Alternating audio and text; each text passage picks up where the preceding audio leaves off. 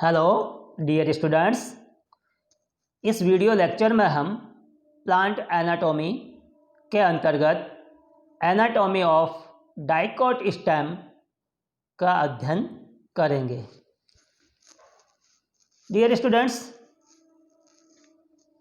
आप जानते हो कि स्टेम प्लांट के शूट सिस्टम अर्थात प्ररोह तंत्र का भाग है। प्लांट के शूट सिस्टम में स्टेम, ब्रांचेज एंड लीव्स को सम्मिलित किया जाता है। प्लांट के शूट सिस्टम का निर्माण भ्रूणीय अक्ष यानी एम्ब्रियोनल एक्सिस के प्लूमूल वाले क्षेत्र के इलोंगेशन से होता है। जैसे यहाँ पर आपको ये एक सीड की स्ट्रक्चर दिखाई गई है, जिसमें यह कोटिलेडन्स है, बीजपत्र है और यह भ्रूणीय अक्ष है। इस भ्रूणीय अक्ष का ये वाला हिस्सा रेडिकल कहलाता है और सीड जर्मिनेशन के दौरान इस रेडिकल वाले पोर्शन के इलोंगेशन से रूट सिस्टम का निर्माण होता है और ये वाला पोर्शन प्लूमूल है और इस प्लूमूल के इलोंगेशन से शूट सिस्टम यानी प्ररोह तंत्र का निर्माण होता है। तो हम कह सकते हैं कि प्लांट के स्टेम का डेवलपमेंट सीड जर्मिनेशन के दौरान प्लूमूल के इलोंगेशन से होता है। अब हम देखते हैं कि जो स्टेम है उसकी एनाटॉमी के क्या क्या मुख्य लक्षण है। डियर स्टूडेंट्स, जब स्टेम का अनुप्रस्थ काट कर उसे अभिरंजक से अभिरंजित करके और ग्लिसरीन में माउंट करके जब माइक्रोस्कोप की सहायता से देखा जाता है तो स्टेम की इंटरनल स्ट्रक्चर यानी एनाटॉमी दिखाई देती है। स्टेम में एपिडर्मिस के ऊपर क्यूटिन नामक पदार्थ से निर्मित एक लेयर पाई जाती है जो क्यूटिकल कहलाती है। हमने रूट सिस्टम का अध्ययन किया है और रूट सिस्टम में हमने पढ़ा था कि चूँकि रूट अंडरग्राउंड रहती है, इस कारण से वहाँ पर क्यूटिकल नहीं पाई जाती है। स्टेम पर जो हेयर्स पाए जाते हैं, जो रोम पाए जाते हैं, वो मल्टी सेलुलर यानी बहुकोशिकीय होते हैं। जबकि हमने रूट सिस्टम के अध्ययन के दौरान पढ़ा था कि उनमें रूट हेयर्स पाए जाते हैं, मूल रोम पाए जाते हैं और मूल रोम हमेशा यूनिसेलुलर यानी एक कोशिकीय होते हैं। तो स्टेम हेयर्स मल्टी सेलुलर है, जबकि जो रूट हेयर्स जिन्हें मूल रोम कहा जाता है वो यूनिसेलुलर थे।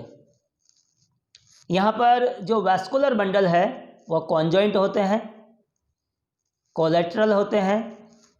कुछ पादपों में जैसे कुकुरबिटेसी है, सोलोनेसी है, कंपोजिटी है, इनमें ये बाइकोलेट्रल हो सकते हैं या फर्न और युक्का जैसे पादपों में ये कंसेंट्रिक यानी संकेंद्रीय हो सकते हैं।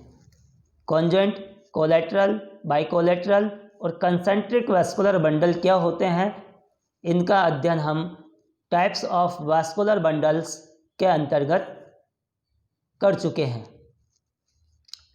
वैस्कुलर बंडल्स या तो ओपन हो सकते हैं या फिर क्लोज्ड हो सकते हैं। ओपन वैस्कुलर बंडल ऐसे वैस्कुलर बंडल है जिनमें जाइलम एंड फ्लोएम के बीच में कैम्बियम पाई जाती है, जबकि क्लोज्ड वैस्कुलर बंडल्स में जाइलम एंड फ्लोएम के बीच कैम्बियम एब्सेंट होती है। Open vascular bundle dicot stems में देखने को मिलते हैं, जबकि closed vascular bundle monocot stems में पाए जाते हैं। प्रोटोजाइलम की स्थिति देखी जाए तो प्रोटोजाइलम एंड आर्क होता है। एंड आर्क कंडीशन से मतलब है कि प्रोटोजाइलम केंद्र की तरफ अर्थात पिथ की तरफ होता है, जबकि मेटाजाइलम परिधि की तरफ विद्यमान होता है। तो ये स्टेम के एनाटॉमी से रिलेटेड कुछ मुख्य लक्षण हैं। अभी वेस्कुलर बंडल्स के बारे में हमने डिस्कस किया था कि स्टेम के अंदर वेस्कुलर बंडल कॉन्जेंट, कोलेटरल या बाइकोलेटरल, कंसेंट्रिक और ओपन या क्लोज्ड हो सकते हैं। तो अब इस डायग्राम के माध्यम से हम समझने का प्रयास करते हैं कि कॉन्जेंट, collateral, open and closed condition क्या होती है।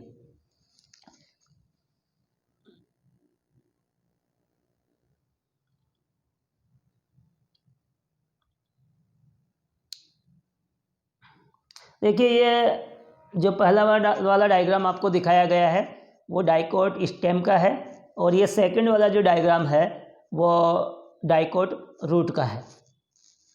यहाँ पर हम बंडल्स का प्रकार देखते हैं कि बंडल्स रेडियल है, अरीय है या फिर कॉन्जेंट यानी संयुक्त है। तो देखिए इस वाले डायग्राम में देखिए, यहाँ पर ये बाहर की तरफ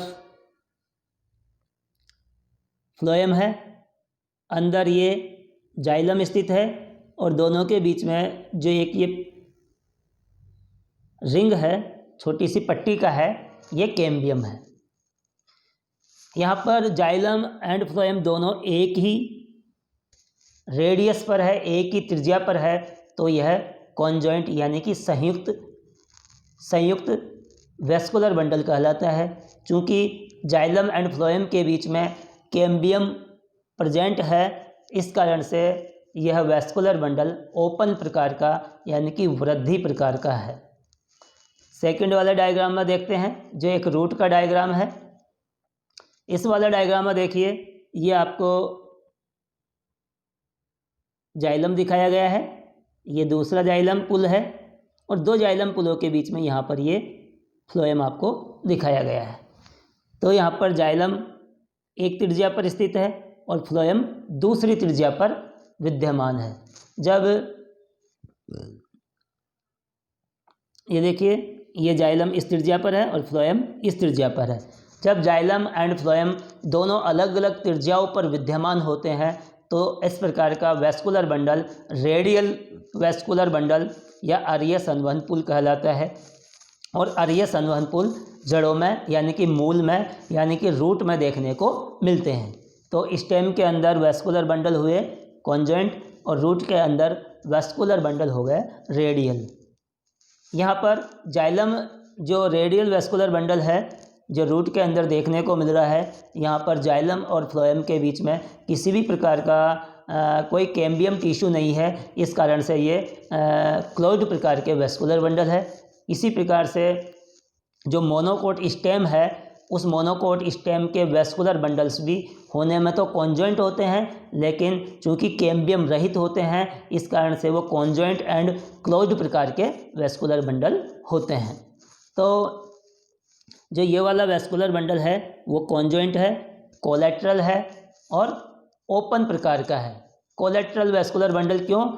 कोलेटरल वेस्कुलर बंडल ऐसा वेस्कुलर बंडल जिसमें जाइलम के केवल एक ही तरफ फ्लोएम विद्यमान होता है और वह भी परिधि की तरफ यानी कि बाहर की तरफ विद्यमान होता है, तो वह कॉन्जॉइंट के अंतर्गत भी कोलेटरल प्रकार का कहलाता है। तो देखिए यहाँ पर अंदर की तरफ ये जाइलम है और उसके केवल एक ही तरफ यानी कि परिधि की तरफ फ्लोएम स्थित है, तो यह वेस्कुलर बंडल कोलेटरल प्रकार का हो गया। यानी कि वेस्कुलर बंडल का संपूर्ण प्रकार देखा जाए तो यह वेस्कुलर बंडल हुआ कॉन्जॉइंट, कोलेटरल एंड ओपन प्रकार का वेस्कुलर बंडल।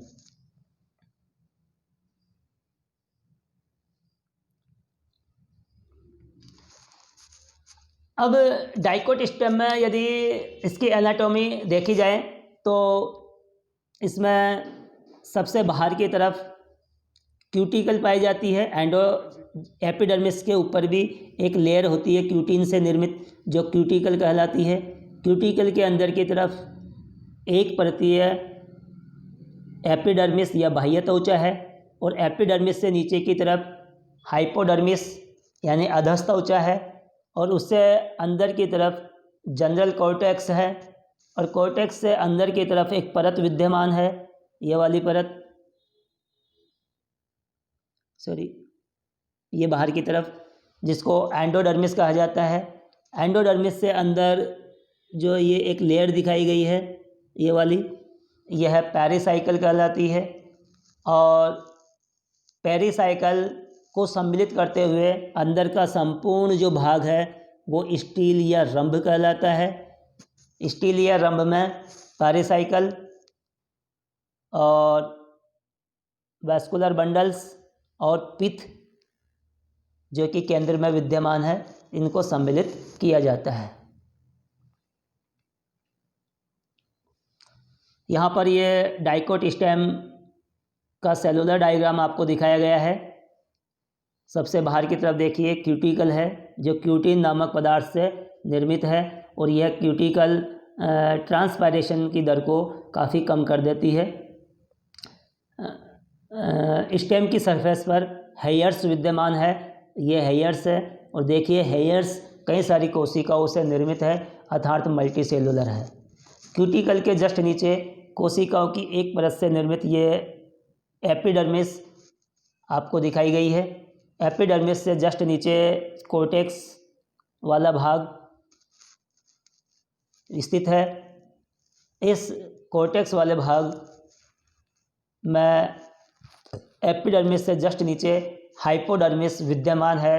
हाइपोडर्मिस कोलेनकाइमेटस यानी स्थूल कोणोत्तक उत्तक से निर्मित है। हाइपोडर्मिस से नीचे जनरल कॉर्टेक्स विद्यमान होता है। कुछ पादपों में जनरल कॉर्टेक्स अलग से होता है, और कुछ पादपों में संपूर्ण कॉर्टेक्स हाइपोडर्मिस और जनरल कॉर्टेक्स में विभेदित न होकर केवल कॉर्टेक्स के रूप में आपको देखने को मिलेगा। कॉर्टेक्स की सबसे भीतरी परत ये एंडोडर्मिस दिखाई गई है, और एंडोडर्मिस से नीचे की तरफ पेरिसाइकल विद्यमान है। कुछ पादपों में जो पेरिसाइकल है वो स्क्लेनकाइमेटस, और कुछ पादपों में यह पेरेनकाइमेटस टिश्यू से निर्मित हो सकती है। ये वेस्कुलर बंडल आपको दिखाया गया है। यहाँ पर एक वेस्कुलर बंडल एक वेस्कुलर बंडल ये वाला दिखाई दे रहा है। इस वेस्कुलर बंडल में देखिए आप कि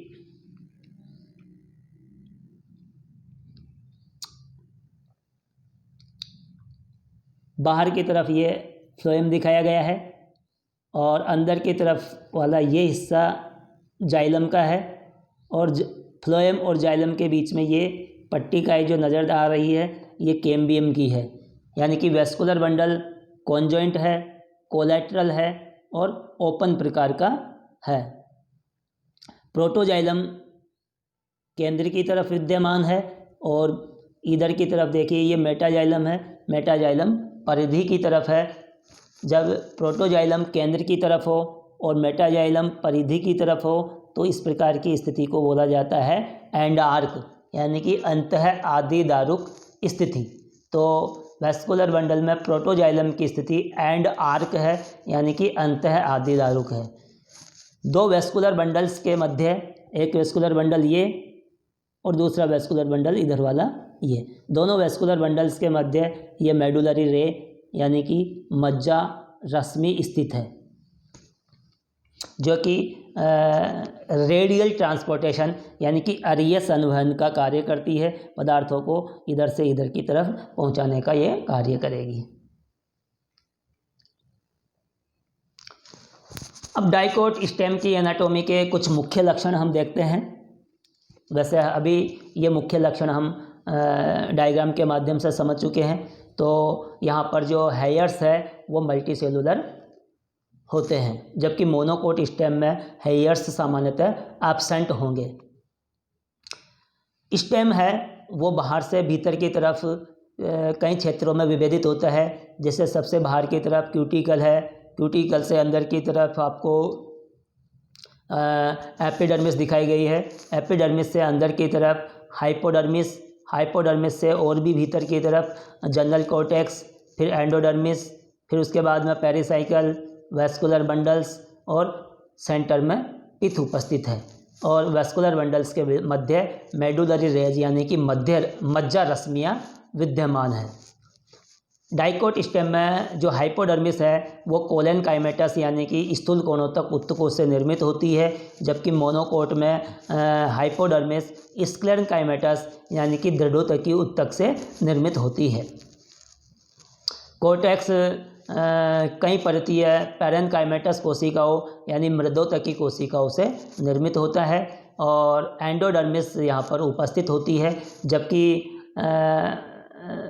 यदि मोनोकोट स्टेम की बात करें तो मोनोकोट स्टेम में जो संपूर्ण ग्राउंड टिश्यू है, संपूर्ण भ्रण उत्तक है, वो cortex, endodermis, pericycle and vascular tissue system और पिथ में डिफ्रेंशिएट नहीं होता है। वहाँ पर संपूर्ण जो ग्राउंड टिश्यू है उसमें वैस्कुलर बंडल बिखरी हुई अवस्था में विद्यमान होते हैं। इस कारण से वहाँ पर एंडोडर्मिस, पेरिसाइकल वगैरह और पिथ वगैरह ये एब्सेंट होते हैं। यहाँ पर डाइकोट स्टेम में वैस्कुलर बंडल्स के मध्य मेडुलरी रेज यानी कि मज्जा रश्मियाँ विद्यमान रहती है और पिथ भी डाइकोट स्टेम में पाया जाता है। यहाँ पर जो वैस्कुलर बंडल है वो एक पंक्ति में व्यवस्थित रहते हैं, जबकि जो मोनोकोट स्टेम है उन मोनोकोट स्टेम में जो वैस्कुलर बंडल है वो बिखरी हुई अवस्था में आपको देखने को मिलेंगे। वैस्कुलर बंडल है वो कॉन्जॉइंट, कोलेटरल या बाइकोलेटरल हो सकते हैं और ओपन होते हैं। क्लोज्ड वैस्कुलर बंडल यहाँ पर नहीं पाए जाते हैं। क्लोज्ड वैस्कुलर बंडल मोनोकोट में देखने को मिलेंगे। वैस्कुलर बंडल्स सभी जो वैस्कुलर बंडल है वो समान आकार के होते हैं, लेकिन जो मोनोकोट स्टेम है जिनमें कि वैस्कुलर बंडल ग्राउंड टिश्यू के अंदर बिखरी हुई अवस्था में होते हैं, वहाँ पर परिधि की तरफ स्थित वैस्कुलर बंडल बड़े होते हैं, जबकि केंद्र की तरफ स्थित वैस्कुलर बंडल आकार में छोटे होते हैं। और वैस्कुलर बंडल यहाँ पर वेज की आकृति के होते हैं, फनाकार होते हैं। इस प्रकार की आकृति होती है, इस प्रकार की आकृति को फनाकार आकृति या वेज शेप्ड कहा जाता है। देखिए यहाँ पर ये वेज शेप्ड वैस्कुलर बंडल है। और जाइलम जो वेसल्स है वो जाइलम वेसल्स रेडियल स्थिति में होती है। इस प्रकार से ये स्थिति में रेडियल स्थिति में ये वेसल्स होती है, ये प्रोटोजाइलम और ये मेटाजाइलम। जबकि मोनोकोट के अंदर देखा जाए तो मोनोकोट के अंदर जो जाइलम है वो इस प्रकार से वाई शेप में रहता है। ये मेटाजाइलम की वेसल्स रहती है और यहाँ पर ये प्रोटोजाइलम की वेसल्स होती है, यानी कि जाइलम जो वेसल्स है वो इस प्रकार से वाई की ये आपको बताया कि ये मेटाजाइलम हो गया और ये प्रोटोजाइलम हो गया। तो इस प्रकार से एक वाई की आकृति बनती है। वाई की आकृति के आधार पर तो प्रोटोजाइलम होता है और उनके दोनों सिरों पर मेटाजाइलम विद्यमान होता है। थैंक्स।